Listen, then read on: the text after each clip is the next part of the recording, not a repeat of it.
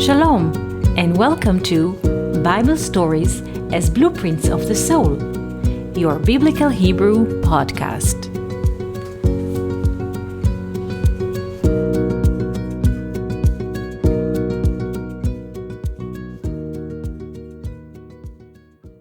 Shalom and welcome to our Biblical Hebrew podcast.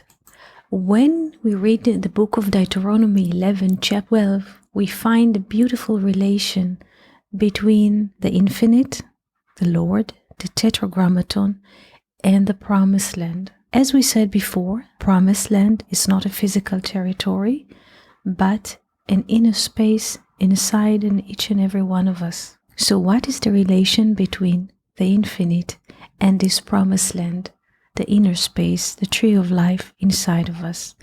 Let's read the Hebrew verse. Eretz asher Hashem Elohecha doresh ota. A land, a country, a will, which the name, your God, cares for. And now comes the interesting part. Tamid einei Hashem Elohecha ba. Always the eyes of the name, the Tetragrammaton, the Lord, your God, in it. Mereshit Hashana, from the beginning of the year, ve'ad acharit Hashana, until the end of the year. This is a mystery because this verse contains many secrets. Sometimes in our lives, we go through periods of crises, or we have difficult moments in which we think nobody cares, nobody sees us, nobody knows what is going inside of ourselves. It happens very often that this is the inner feeling inside of our hearts, that we experience great darkness. We cannot sense the reason for it. We cannot share this darkness with anybody, and we think that we are forgotten and we are neglected and we are dumped somewhere. This is how we think in those hard moments. The book of Deuteronomy presents a completely different picture. What does the book offer us as a perspective? The book says three interesting words, one after the other in Hebrew, that their value says a lot about a relation between the infinite and us.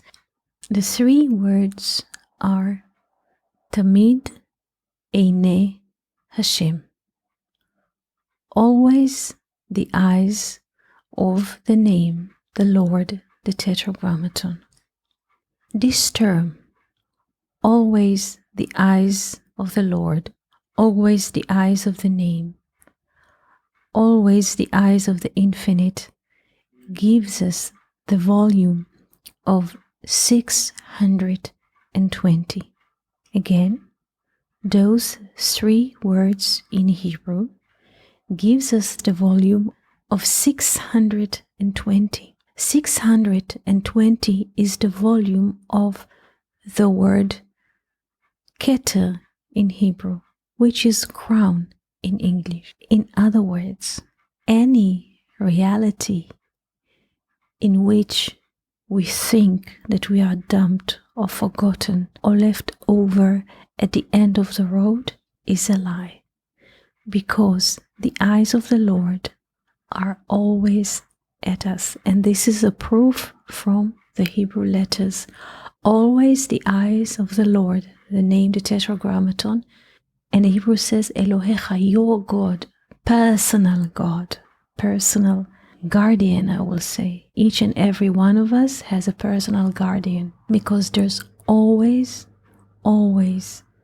connection, careness, mercy, even if our vessels inside cannot appreciate or sense that this is happening, because our eyes, our judging eyes, are judging this experience as negative, black, dark, dumped, and so on. So proof from the Hebrew Bible there is not a situation in which the eyes of the Lord are not at us. This is one level of approaching the inner truth of this verse. Another aspect of which the book of Zohar, and specifically a part called in Hebrew Tikkunei Zohar, Zohar Correction, says about this verse. Zohar Correction says that the Hebrew word for an eye, ayin, ayin, yod, nun, 70, 10, 50, which gives us the value of 130, refers to the book of the Torah, the 5 books of Moses. So first of all, the corrections of the Zohar, the people who wrote this part of the Zohar, it's considered to be one of the highest parts of this creation, says something very interesting. Ayin, in English, an eye, refers to the book of the Torah, Sefer Torah. If you have the opportunity to see in synagogues, sometimes in museums, the 5 books of Moses are written on a roll that is put on 2 sticks, and this is basically a one book, Torah, and the sages who wrote this part of the Zohar corrections are saying that Sefer Torah, the Torah, the 5 books of Moses, are the eye, ayin, the 2 wings of the eyes. In other words, both of our lashes are, and this is another metaphor, are the 2 boards of the covenant, on which it says, always the eyes of the Lord your God in it. So please pay attention to the allegory. Singular eye in English is ayin in Hebrew, but and this is eye, the singular eye in Hebrew ayin, refers to the book of the Torah. Now, the question is, what are the eyes, plural, of the Lord, of the Tetragrammaton? And here they give an answer. The eyes of the Tetragrammaton are the 2 boards of the covenant. What does it mean that the eyes of the Lord are in it? It means that the eyes of the Lord, our eyes, the human eyes, when they look at the Torah, which is a singular eye, it's basically this verse, completely opposite translation or understanding to what the simple verse says in English. It's not that the Tetragrammaton is watching us and care about us, but this is us, humans, who care for the infinite.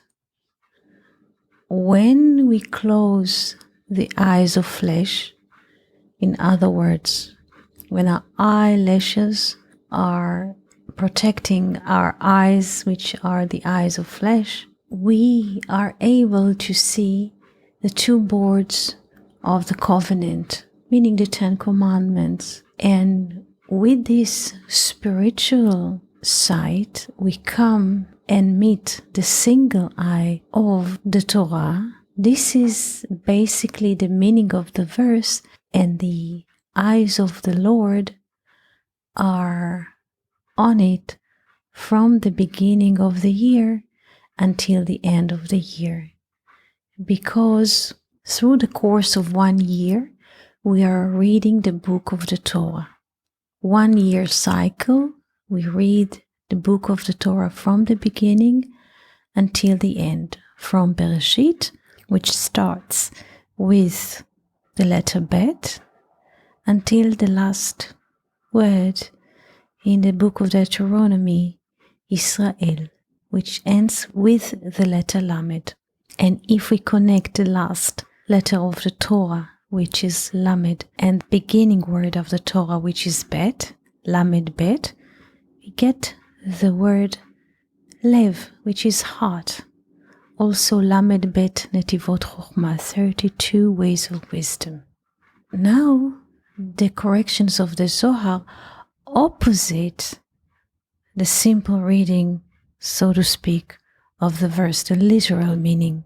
The eyes of the Lord are the human eyes, which through the spiritual aspect in us can be in an immanent connection with the book of the Torah, which is the Ayin, the singular I, infinite. Again, now the people who wrote the Zohar corrections are oppositing the perspective completely. It's not that the infinite is watching us, but us, by being active and reading the Torah from the beginning until the end of it through a course of 1 year, we manage as humans who are limited by time and space, which are living in the realm of duality and conflict, we can unite with the infinite I, which is in the Torah. So it is not the Lord who is looking for us. This is a completely an opposite perspective.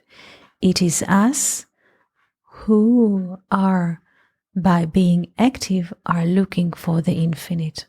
So the eyes of the Lord are the eyes of the human who are looking for the promised land.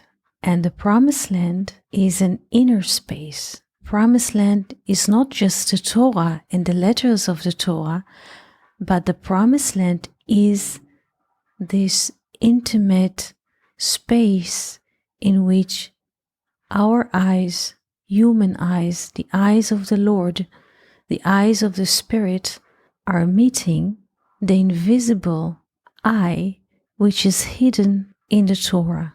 So this was our little and complex conversation for this morning. We wish you a beautiful day, wonderful week, and if you do have questions, thoughts, doubts, write to us. Shalom and Chanukah Sameach.